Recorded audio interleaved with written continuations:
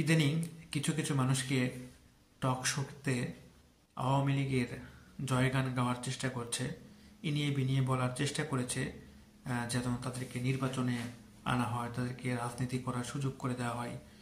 তারা আসলে কিন্তু সুযোগ সন্ধানী বলা চলে।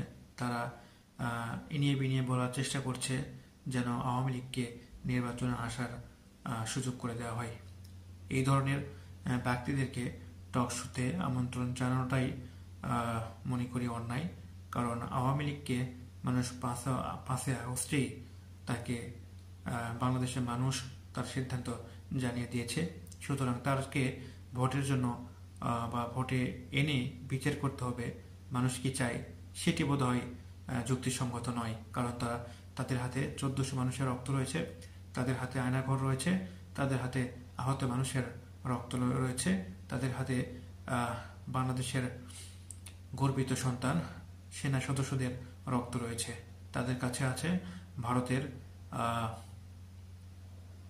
গোলামি। সুতরাং তাদেরকে কোনো মতে এই দেশে এস্টাবলিশড হতে দেওয়াটা বোধহয় যুক্তিসঙ্গত হবে না। এবং এ ব্যাপারে বাংলাদেশের সচেতন নাগরিক প্রত্যেকটি দলমত নির্বিশেষে আওয়ামী লীগের বিরুদ্ধে ঐক্যবদ্ধ থাকাটা এখন সময়ের দাবি। আশা করি আপনারা আমার সঙ্গে একমত হবে, না হলে অবশ্যই দ্বিমত আমার কমেন্ট বক্সে জানাবেন। ধন্যবাদ।